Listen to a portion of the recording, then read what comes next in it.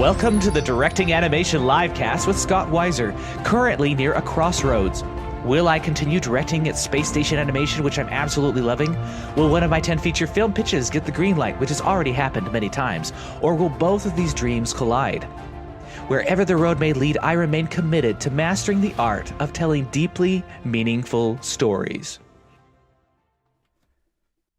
Today, our guest is Stephen Candell, who is what they call a character TD, which in his case, like, he can rig characters, which is building the model that the animators use to move the characters around, but he can also model, which is really, really a great skill set. He's worked on films such as Puss in Boots, Cloudy with a Chance of Meatballs, Rise of the Guardians, I think DreamWorks, Dragons... How to Train Your Dragon. Did you work on Kung Fu Panda? Kung Fu Panda, yes. Yeah, okay. I didn't see that on the IMDb, but I know that I'd seen a rig in your reel from Kung Fu Panda. And then you've also started Studio Zubio, which is creating high-quality characters for many different clients in the animation industry. And your rigs are a cut above the rest. They're just really amazing, looking appealing. And I haven't really gotten to play with the controls, but I imagine those work really well too. So anything that I left out? No, that's me. You summed me up in 20 seconds perfectly.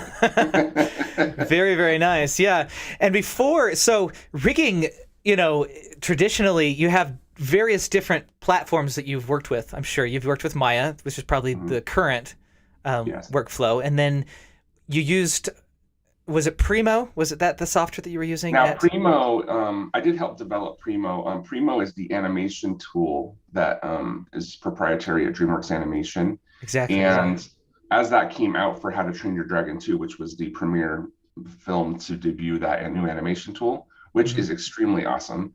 Yeah. We had to completely recalibrate and recreate all of our rigging technology to be supported on that new platform. So we used an older dilapidated tool to do the rigging, but then it was all built for Primo, which was, so the animators got to enjoy the new software more than we did, but we had to make sure that our rigs were also built for Primo and allowed the animators to have just a higher level experience with interacting with characters, a more direct experience, a more fluid experience when animating. So yeah. Did you work a lot with Rex Grignon in that process, or? Yes, yeah. Rex and I, especially, he was kind of an early on consultant on Primo for sure. Mm-hmm. Yes, and he kind of filled the same role. Yeah, he and I partnered, but there was a number of animators that kind of got their hands in that and kind of influenced the direction of what Primo looked like. But yeah, Jason Reisick and Fred Nilsson for sure as well. But yeah, yeah, he's awesome. He was a mentor of mine for quite a while. Was that right? And we were working on getting me in the studio, but then he left and created Nimble Collective, which was purchased by Amazon. Exactly. Yeah, exactly. Yeah, I've been to Nimble at their little studio in Mountain View, and when I was at Google, I popped in their office a few times. Him and Jason Schleifer.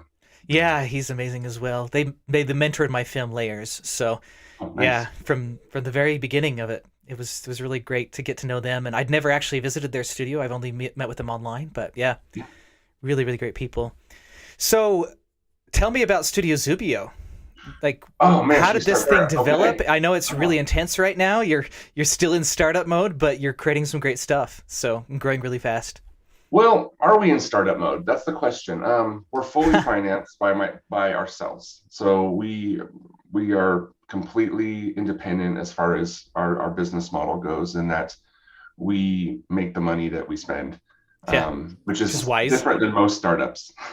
Yes, yeah. Most startups start out with a large amount of capital, so that's something I'm very proud of, is that we've managed to launch the studio, being in the black from the get-go, and are able to take on the right kind of clients and the right kind of work, and deliver over expectation on everything and under budget. So it's been great. So yeah, I started Studio Zubio. How do I have to, man, I need to be careful how I say this due to legal reasons, I guess. Oh, okay. No, just kidding. I'm kidding. No, I was an employee at Google at the time when I actually went to GoDaddy and bought the domain Studio Zubio. Why did I call it Studio Zubio? I do not know, except for the fact that I liked how it sounded. Yeah. And I didn't hate the name. And that's a big thing for me, because I'm very critical of naming and naming conventions, and and how phonetically things sound. And for me, I liked the way it looked, and I liked the way it sounded. And I said, you know what, I'm going to commit. Let's do this. So when I was at Google, I worked after Dreamworks. I went to Google for almost 3 years, and I was super commuting back and forth from Salt Lake City to Mountain View, California, San Francisco Wow. area every week, back and forth, back and forth. Every Monday morning, I'd catch the early 6 a.m. flight to San Francisco. And then every Thursday afternoon after work, I'd fly home, and then I'd work from home on Fridays. I did this for many years. And the first year I did it, this is all going to a preamble to Studio Zubio. Okay. The first year I did this at Google, I actually just did Airbnbs. And then after a year I was there, I'm like, you know what, I'm going to buy a van, and I'm going to do the van life thing. So I bought a camper van, and I parked it in Google's parking lot, and I lived on Google campus for 2 years, just like the resident hobo. One of many people that did this, by the way. Yeah. But I'd rather do that, buy a $10,000 van versus spending $30,000 or $40,000 worth of Airbnbs every year. So, because that is the most expensive market for Airbnbs in the country, is the Bay Area. Gotcha. So anyway, yeah. So when I was working at Google, I really learned a lot about real-time animation, real-time rigging. I'd never really done a lot of that before at Dreamworks and at Sony. Even though at Dreamworks, I did do a lot of, like the animators actually animated in real time. So I did do a lot of benchmarking on my rigs to make sure that they were efficient, and our whole team did. Our character TD team at Dreamworks was very passionate about making sure our rigs were proficient and efficient and economical when it came to frames per second. So the playback speed for animators was fluid. But at Google, I had never done it before, and also the role that they wanted me for was a bit of an art director, technical art director in the more classical sense, in that they wanted me to help kind of curate the art direction of what Google's doing in certain projects, and also create and be a little bit more receptive to what the engineers expect for their projects as well. So making sure that the content that we can deliver is also compatible, works with the engineering team, which again mimics a lot of my experience at Dreamworks as well, which was when I was partnering with a lot of engineers. So at Google, I saw just a new market of business that I'd never really seen before, because I was from the film industry, and I saw a lot of interesting kind of projects pass by my desk, and I got pulled into a lot of meetings to consult at Google. I was kind of like at this really interesting eagle's nest as far as like the viewpoint of what I could see is all these new kind of projects that actually exist in the world, all animation content, and a lot of it in fields that I had zero experience in. And I found it very interesting and captivating. And I started to kind of think about which business models I found to be more smart, more sound business models, and what studios seem to be compatible and more receptive to pick up the work from the tech industries, especially. And from there, that's where I started to kind of back of the napkin kind of formulate what my team and what my studio I wanted it to do. Because after I left Google, they pay pretty well, no secret. Yeah. We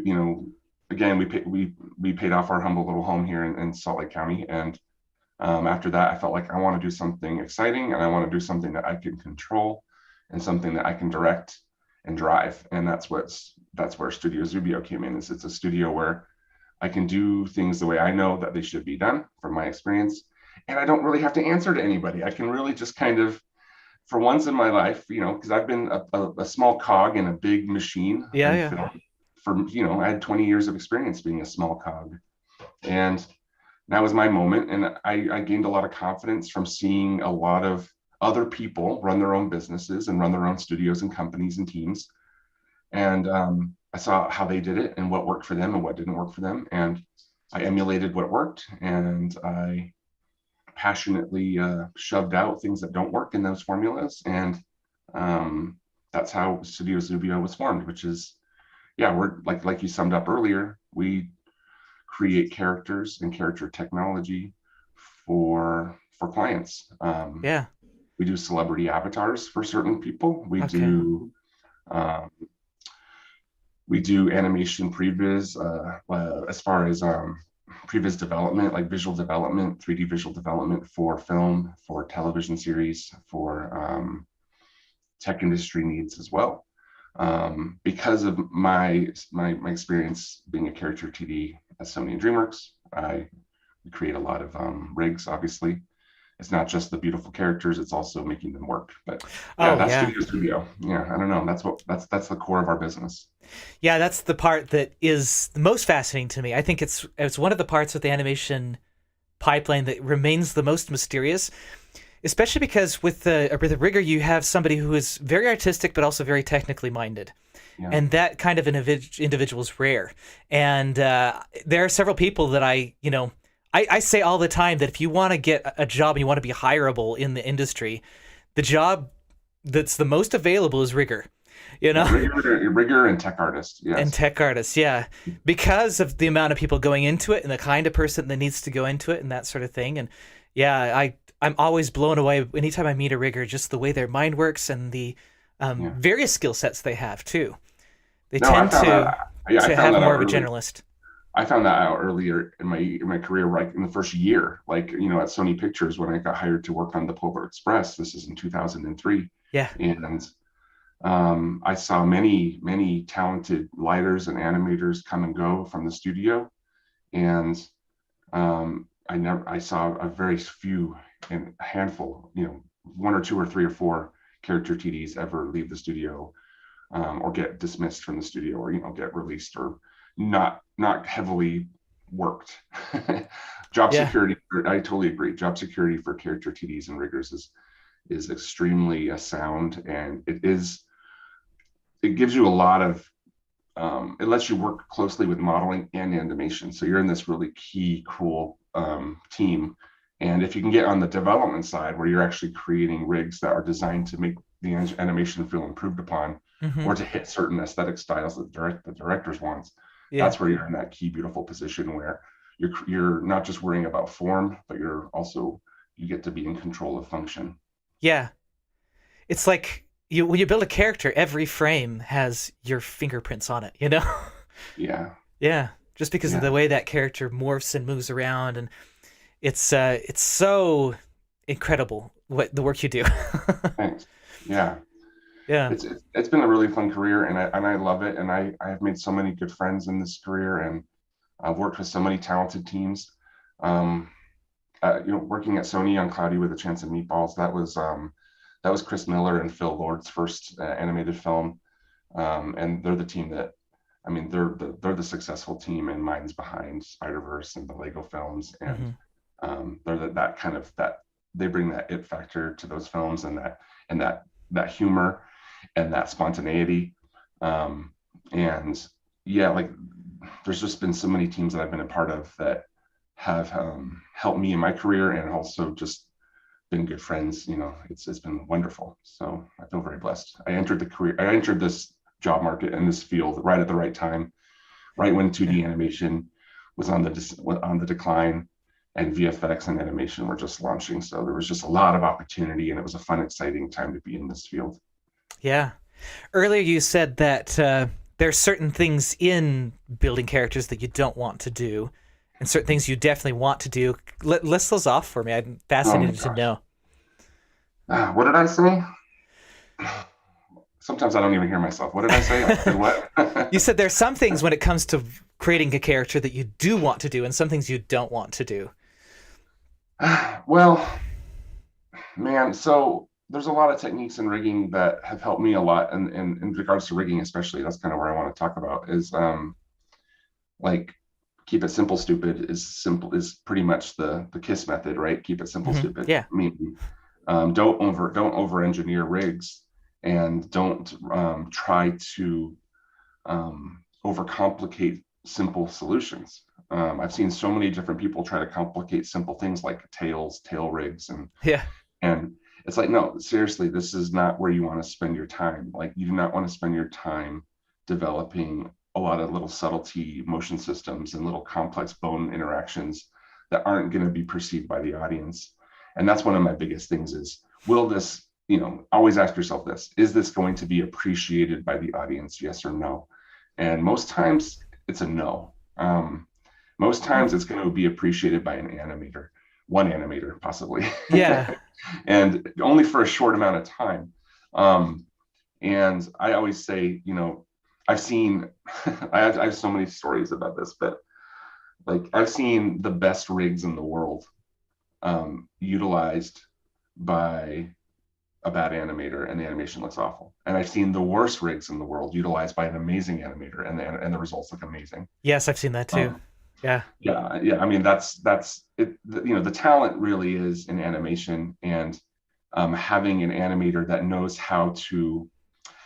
I know this is kind of unraveling, but I have a point here, and that is, like, if you're an animator and you're listening to this podcast, you have the tools to make your work look awesome. Sometimes you do need to kick some notes back to the rig here and there, for sure, if things aren't just behaving in a normal function. But there's no magic widget or magic kazoo that helps you and your shots look better and the animation feel more natural. All it is just you and your graph editor and timing and adding a lot of nuance to your performance. And posing, and all that stuff.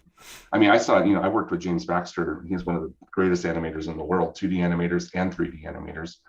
And what he could do with the simplest of controls on a rig was just amazing. Like he and I worked closely together on How to Train Your Dragon 2. He was the lead animator on Valka, on Hiccup's mother, in the first film, and she had some model design issues on that film, and I totally that James Baxter guy is everywhere. James Baxter's everywhere. Yeah, he's got his hand in everything. And he's the sweetest, most humble person you'd ever meet. What he did, like, he asked me in particular, he's like, Steve, one thing I haven't ever been able to get in a 3D animated film is some subtlety with the necks on the films. And she has like this really long, pronounced neck. And I really want to get some sternocleidomastoid controls, some platysma controls in there. And I want to we've had that before at Dreamworks, but what I really want is something that allows to get some swallowing. Because, the scene where Stoic comes into the ice cave and he sees his wife that he had thought was long lost dead for many years. You look at her throat in that shot, and it's amazing what he does. He really captures a lot of the subtlety of what your throat does when you're in a high stress situation or in a high emotional situation. And especially for a woman, having kind of a vulnerable neck really does make the performance feel like tangible and real. And the control I threw in there was simple. It was just this little cluster control that just dropped the gullet slightly. And the way he uses it and the way he added subtle rotation and translations to it just made it feel like it was real. And that's my perfect example that I can say of how to make a simple control that, again, just getting it in the right hands and the right animator's hands really can make the difference. That is awesome. I love that too. And I've seen it. I've definitely seen it. We had a person we brought on as an animator named Samuel Borland, and I could say his name because he's amazing. And he animated on our third episode, I believe, of the A for Adley show.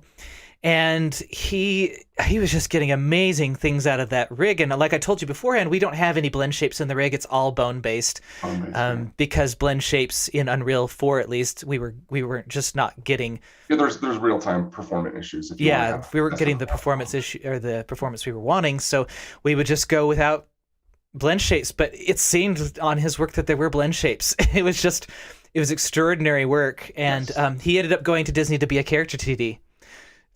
So nice. That's awesome. That's kind of interesting. Yeah. So he was an animator or he was a rigger?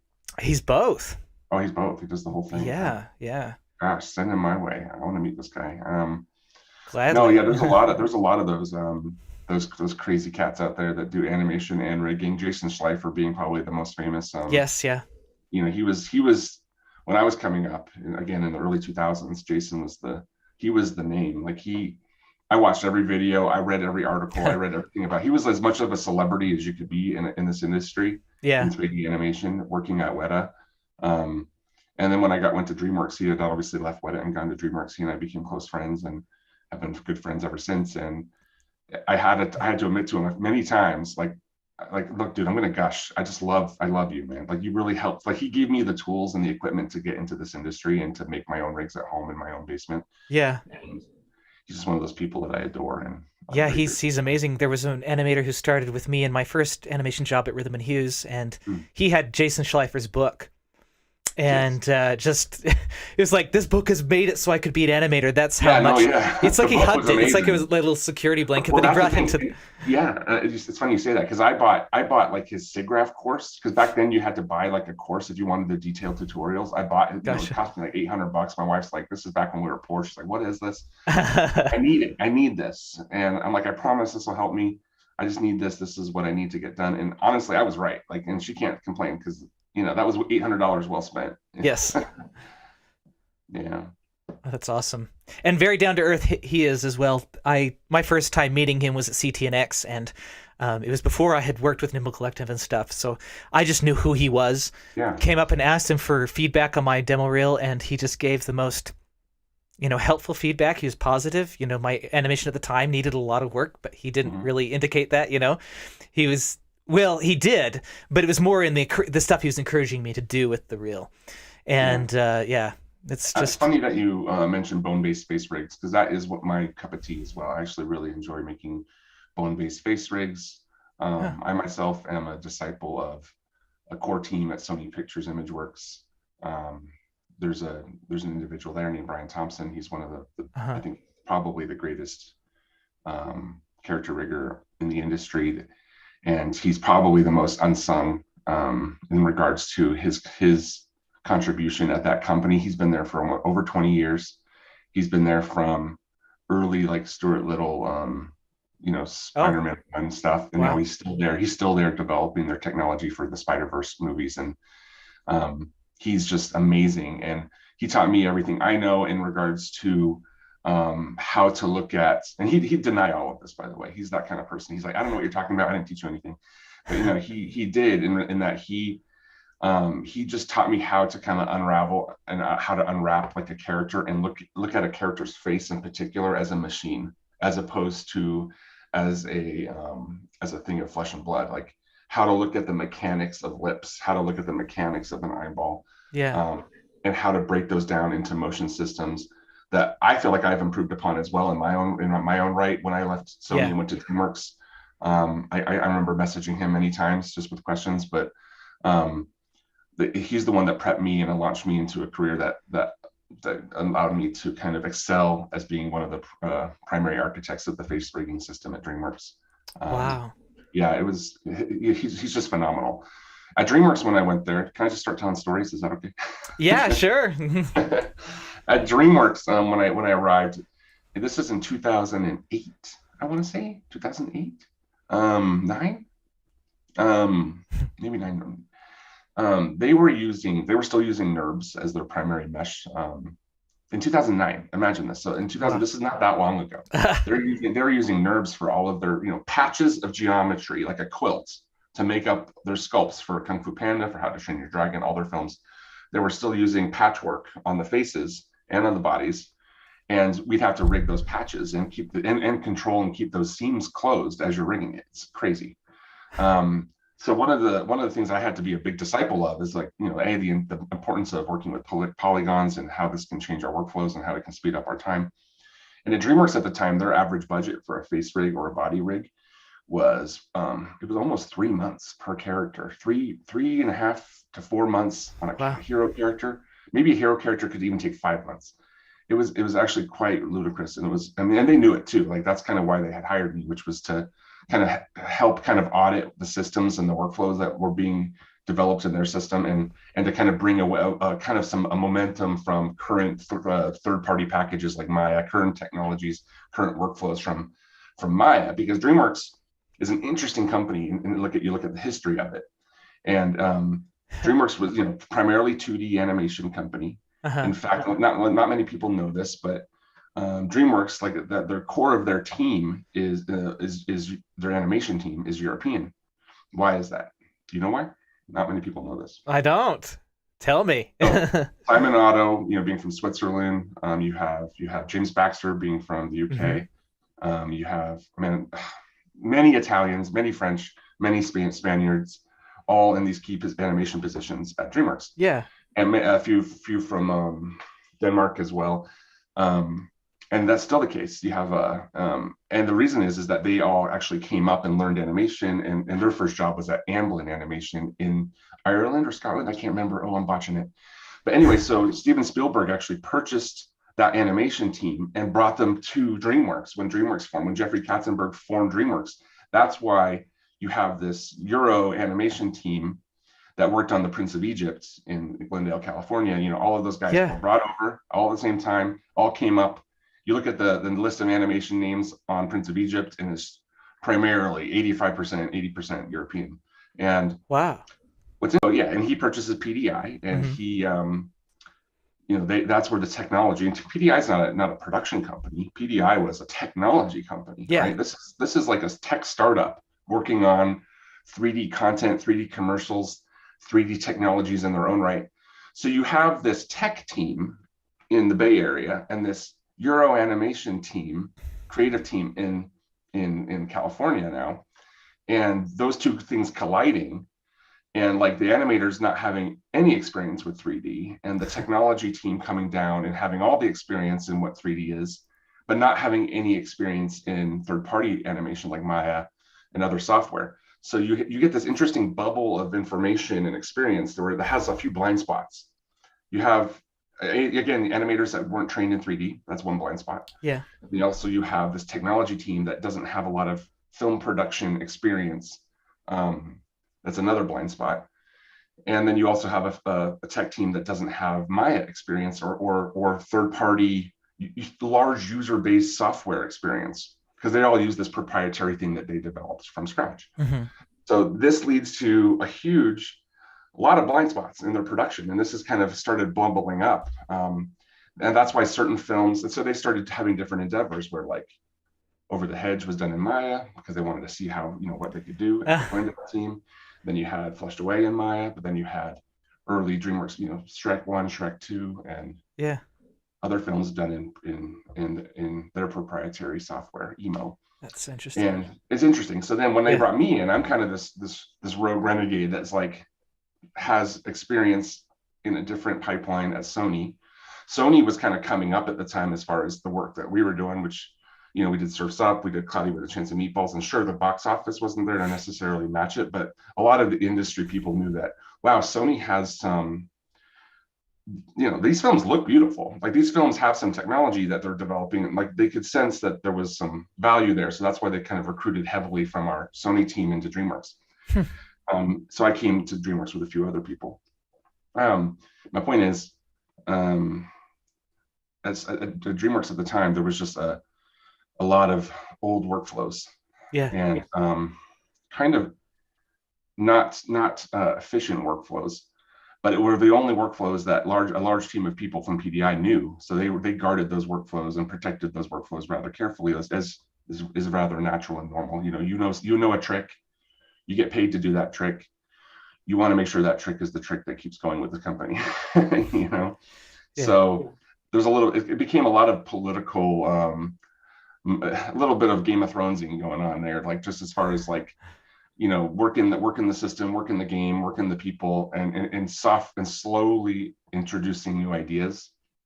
And I learned quickly that I made a lot of enemies, just because I was so, I was pointing out flaws in their system and in their rigging tools and in their workflows.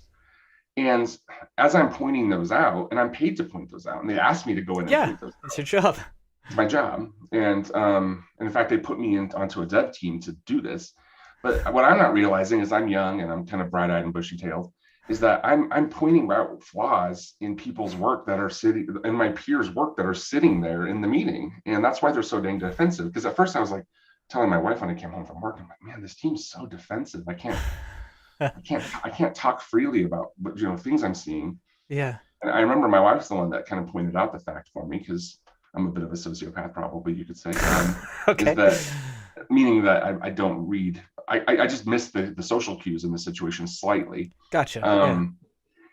And it's just like, well, it sounds like you're telling people that what they've done is wrong, and that's and you're in this, and how if you do that, that's going to be a hard road. And it's going to be stressful. And so I had to kind of change my tactics slightly and become a little bit more patient, and change my mental timetable of how I wanted to make change, and I wanted to make positive change for the company.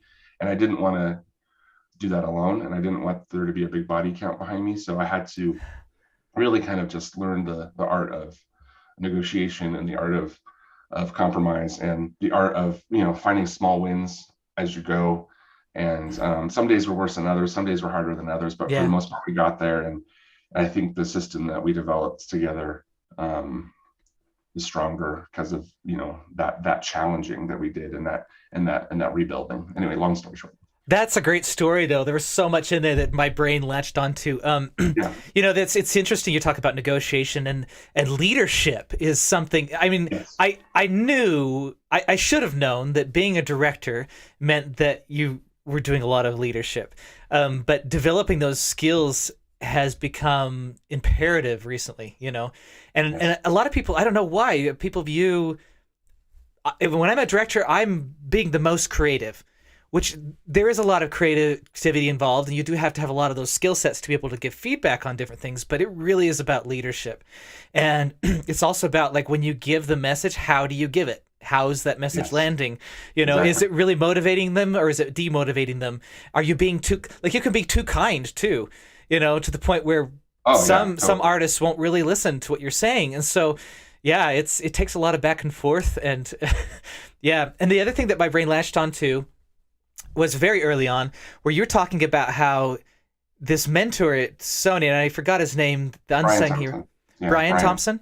Mhm. Yeah, he taught you how to view the face as a more of a machine than a bunch of flesh, which is interesting to me because I've seen, like, your Croods reel of is his name Gronk? Grug. Greg. Yeah, it was a rig demo of him, and it's so fleshy. It is so fleshy. So how does thinking about it as a machine make it Hmm. actually more fleshy? Right. That's interesting. Yeah. So DreamWorks, the best way I can sum it up is DreamWorks.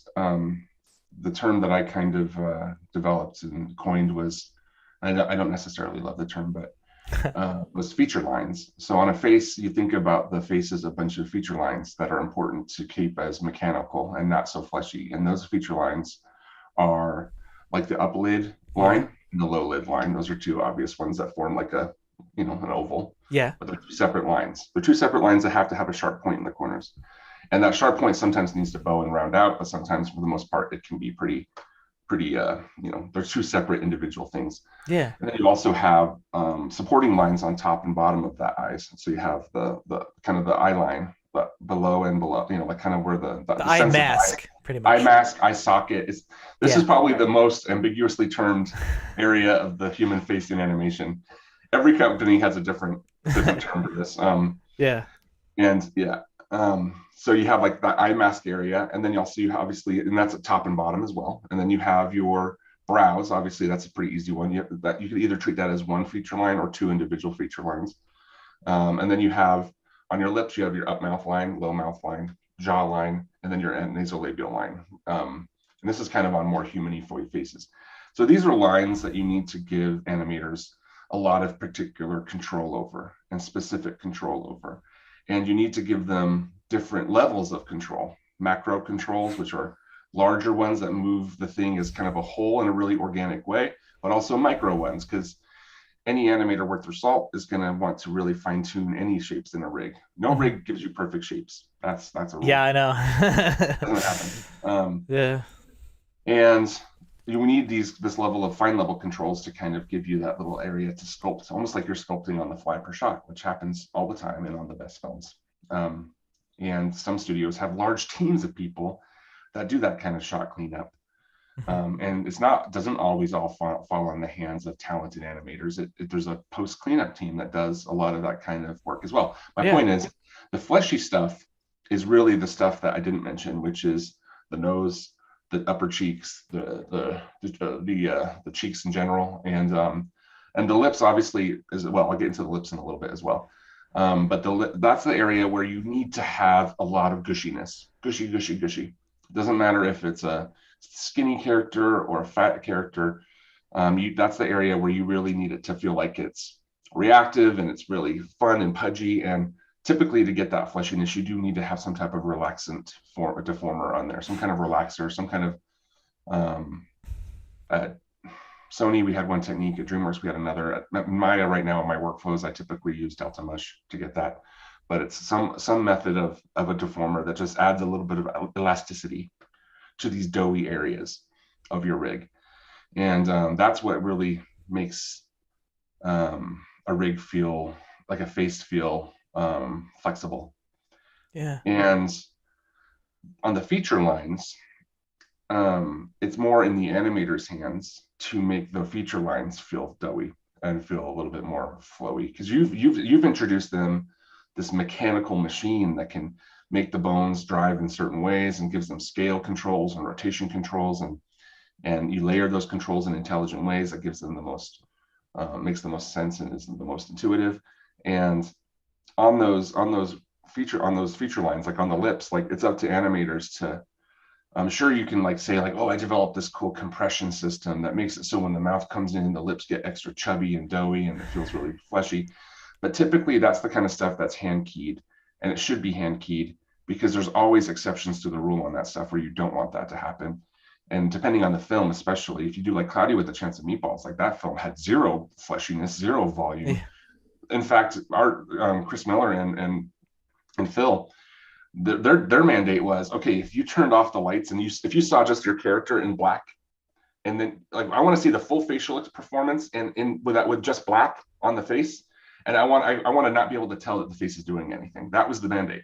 So like that's why like the mouths are riding along the shell of the silhouette, and they're not changing the silhouette. They're just riding along it like it's like an egg, you know. Yeah. Like they're just like the mouth's just kind of flowing, and they wanted it to always read, because the mandate was it was supposed to look like 1940s and 50s UPA cartoons, which are very silhouette strong and not necessarily about the fleshiness or like the it's more about just getting strong silhouettes and not about changing things and adding volume and giving a lot of physical reason to how the face moves.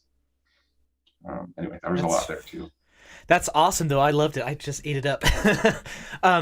If there was a character, curiously, because I have a character like this in my feature film that I've been pitching and developing, that has really hard lines, like really etched features. Fizzled, yeah. Yeah.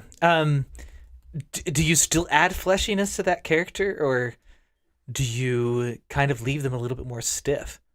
You leave them more. You leave those more stiff, certainly. And that's where I was saying like it depends on the film and the look. But for films like Fu Panda and the Croods and other films, like you want that fleshiness there. But on films that are intentionally like stoic, the characters that are pretty thin and gaunt, Drago Bloodfist comes to mind. Yeah, that's a great example. Yeah, he was one of my. I think he's probably the third best rig I did at Dreamworks. I love his performances too. He's so good. Yeah, he was awesome. In fact, I wish he was utilized again. I wish they brought him back in the third film instead of the second film. But I could talk about How to Train Your Dragon all the time for 8 hours, but whatever. But the Drago was the last rig I did, and it was the best one I did on the film. And this is using my tool set and my technology that I developed with my few of my partners, Michael Hutchinson, Daniel Dawson, and Dick Walsh. And I was the lead character TD on the film, and you would have thought like, oh, maybe my first character would have been the best, but no, you know, as is everything, you know, it's like a pancake. That's what I always say with rigging on any film, is it's like you're making pancakes. The first two are going to suck, and you got to throw them. They're throwaways. So even at Sony, I did this. I had this huge mandate that we should never be working on the hero character as the first character, and the studio hates that. They hate that. They don't want. No, the director they want to see their main character, and me, I'm just like, trust me. Let's just do this. Let's do one or two side characters first, get them out of the way, and then we'll get on to the character that's going to be on screen the most. That's so wise, though. That is so wise. Yes. Yeah. It is, because you learn a lot on the first two, and you don't have the budget typically to go back and to improve them. And it doesn't matter. It's not as heartbreaking to the film or as detrimental to the film if they don't look as good. But anyway, the point was, keep Drago having kind of gaunt cheeks and sharp lines as well. He's a good design where he had the fleshiness, but he also had like those sharp features. He had the advantage of having very doughy lips as well. which is why I think he's superior to other characters on the film like Hiccup and Stoic. Hiccup, it took a long time and to get right, and I still don't feel like I was so happy with him. But Huh. Drago just having a lot of fleshy, chubby lips, and chubby lips are the key to a good animation performance. That's another one of my go-tos. Is if my biggest pet peeves on 3D models for humans is that modelers tend to make the lips a little too thin, and they can look thin on the outside, but you really want the thickness on the inside of the cheeks and the lips to be very chubby, and that's what gives the character a little bit. That's what gives them that. Like it's like this social. Like you don't want it to look like paper. Like when they Yeah, open their mouth, exactly. you want that to look like it's like substantial, and you want it to look like it's really has like some girth to it, because it's the illusion of life here, right? And Yeah. the second you see paper thin lips, like your mental cue to when you're looking at it is, oh, this is an animated character. This is not real. But then you see Yeah. those characters that have that, you're like, oh man, what is this? This is like some kind of simulation of a blood bag on a face that looks beautiful, and it's like squishy and fleshy, and but that's one of those cues. That's one of those keys that gives you that fleshy performance. Wow. I love that. Yeah. That is such great information. I like how you just said, wow. You're a great interviewer. Wow. You made me feel good. I feel like I'm dropping some good gems here. So that's You good. are though. All this stuff is just helping me so much. Like just to the idea again of starting with the side characters. On Barbie up at Rainmaker, something that our director finally told Mattel, because they were always so picky about Barbie and they were always harping on Barbie, and Barbie's got to be this, Barbie's got to be this, that, and then all of a sudden they noticed that Barbie's friends were more appealing than her. And they were like, why are you getting these amazing performances out of her friends, but not Barbie? Like, they're looking better than Barbie. And he's like, it's because you focused too much on her. You got to the point where she was like this freak of nature and no longer like the appealing character that you were wanting. And there's typically too much technology in the characters. There's too many Yeah. solutions that start competing with themselves. Because you've been given so many notes and everybody's so critical, the riggers tend to start layering in solutions. And then those solutions start conflicting. And then when they get to their second or third character, they really start to think about what worked, and then they prune it down and make it even better. So Yeah. especially when you're working with new solutions, you should definitely not tackle the hero character first. And it was also mentality too. Like the animators were given more leeway with those characters. There were less rules like forced upon us, like, oh, you've got to make Barbie like this, and less pressure. I think part of her big problem was her upper lip was bigger than her lower lip. It was really hard to get, and I would actually go in and sculpt something that looked like a better lip, and then I'd be told to remove it. And I'd be like, this looks so much better. That reminds me of a story. I'll tell another story. Yeah, sure. Tell us another story. So I'm very proud. Yeah, I worked in development on How to Train Your Dragon 2 for many years, for 2 years, and I worked as the character TD face lead for the film, and I was so proud of it. I was so happy. It represented more than just the film to me and to many others. It was just like, okay, this is us. We're launching on new software. This was a huge monumental effort that needed tons of coordination and tons of development to bring about. I'm so proud of it. I'm so happy. I think the characters look pretty good. I'm happy with the improvements we made. I'm feeling pretty, I got nominated for like a Visual Effects Society Award, a VES award. Yeah, Hiccup went up against what's his name from Big Hero 6? Hiro Hamada, or no, not Hero, the white guy, the Callahan. No, the puffy robot. Oh, Baymax. Yeah. Baymax. Thank you. The white guy. I said. Yeah. Not that kind of. He was actually really white. I'm very literal. I'm very literal with my words. Yeah. And yeah, no, we lost to Baymax for sure. But I'm feeling top of my game. Awesome. Feeling pretty proud. Maybe slightly slightly overly confident. Anyway, my wife and I go to the premiere of the film together, and we're walking out, and I'm just like, wasn't that great? She's like, yeah. She's like, what characters did you do again? Okay, I'm gonna plant this right now. My wife's a dental hygienist, Okay. And this is like, we're leaving the theater, like, and I'm feeling like confident as we'll get out. We're on our way to the party, like the rap party, like this is huge, big moment for me.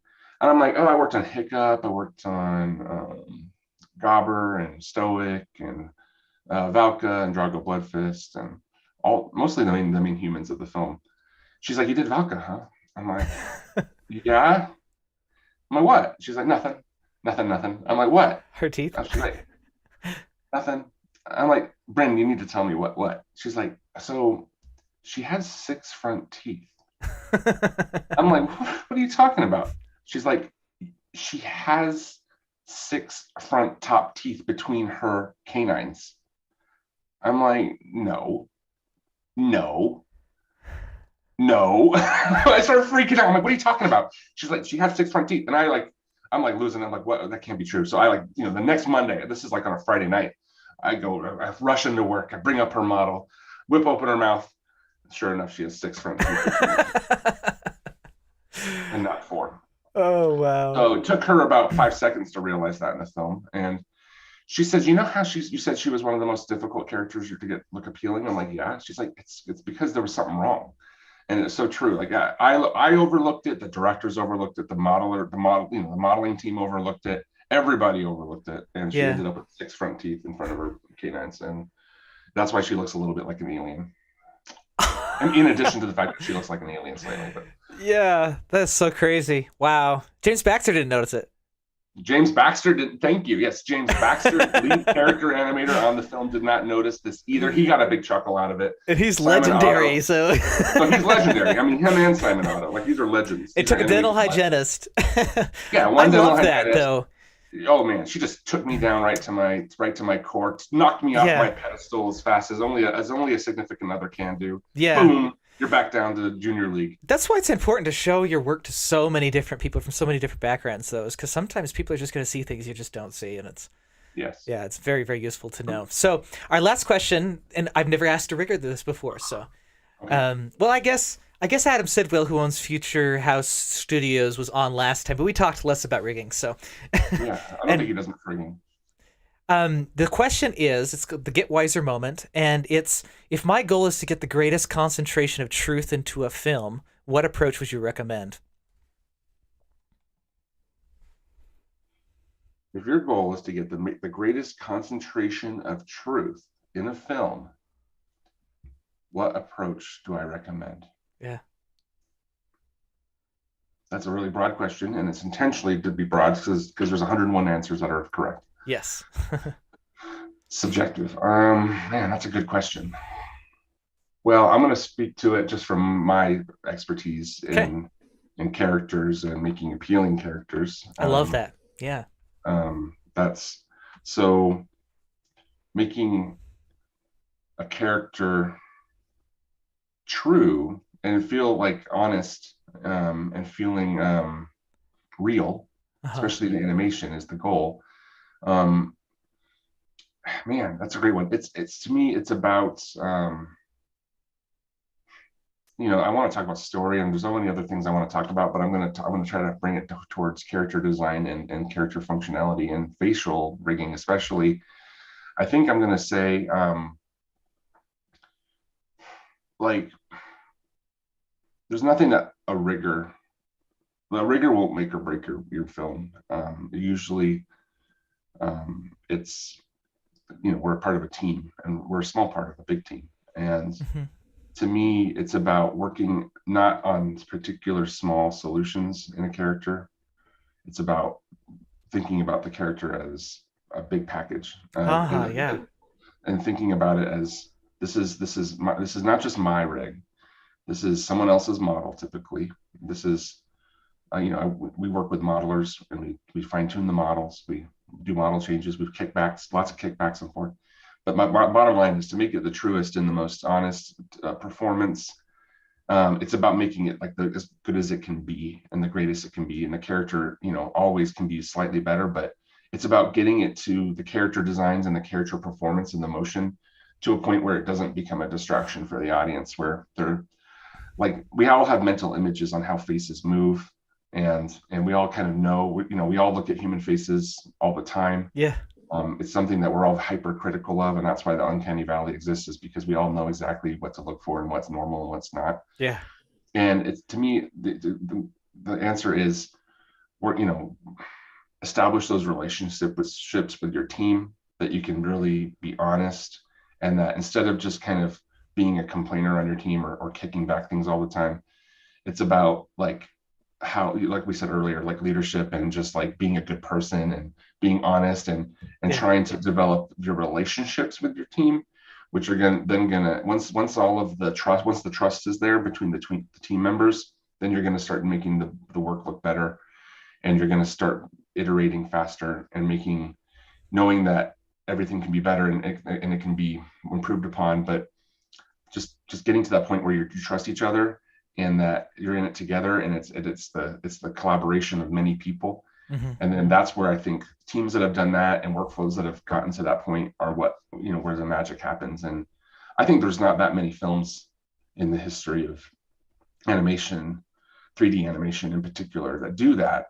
Some just pop out as being more special than others. And yes, tools can replace some of that, but to me, it's like that's what makes it feel like the character is popping off the screen and becoming, the voice actually feels like it's coming out of the mouth of the character. And yeah, that's if the animator is doing what they can do. And animation is what brings, that's the illusion of life. That's where you're winning your audience, is with animation. And modelers and riggers need to support their animation team, and that's kind of It's amazing how much your answer is going to tie in with my next guest too, who's Ed Hooks. Ed Hooks wrote Acting for Animators.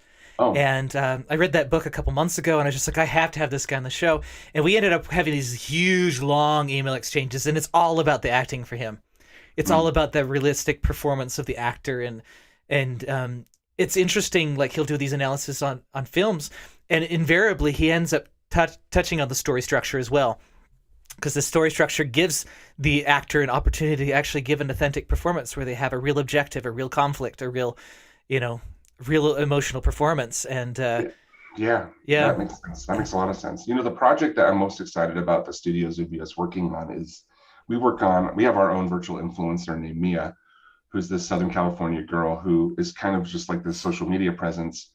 And we're all very passionate about her because she is starting to feel like a real person to many of us, and in that, her personality is starting to pop as we start designing her. Like, it's the first character that we own, that we've put out there, and that we're actually building a world around. Wow. And her whole goal is that, everything in her life is actually fake because she's an animated character, and she herself thinks she's real, and we all think, the goal is to get people to think she's real, and for her to behave like a normal person, behave like an actual person, and be as real as someone can be in social media, which is pretty fake anyway. So I know. My plug is that she's probably the most real thing on Instagram. And that's really cool. I can't wait to see that. Wow. Yeah. I mean, she has a social media. She has about 10,000 followers right now. She's her name's, again, it's Vida de Mia. She's like a SoCal girl. Her she's kind of a mixed race family. Her mom's from Mexico City. Her dad's from the Bay Area, and she grows up in California, and it's about her life, her career as she's in high school. She's a 17-year-old girl. Anyway, like, I feel very passionate about her because she's like what we were talking about previously, which is like, how do we make her real, and how do we make her feel tangible and innocent and reckless, just like every 17-year-old out there. Yeah. That is so cool. I'm going to be going and checking that out right away. Vida de Mia, Life of Mia. And Mia is M-I-A. M-I-A, yeah. Vida is life of, Vida de Mia. So it's Life of Mia. All right. Well, it has been such a great time here. Thank you for coming on the show. And anybody who wants to follow Steven's work, there's links in the show notes. He's Steven Candell on Instagram, and you should probably go follow Vida de Mia too, because it sounds amazing. Yeah. And anyway, until next time, I hope we all get a little wiser. Thank you for watching the Directing Animation Livecast, hosted by Scott Weiser, audio version edited by Kiera Horowitz, copyright Scott Weiser LLC 2022.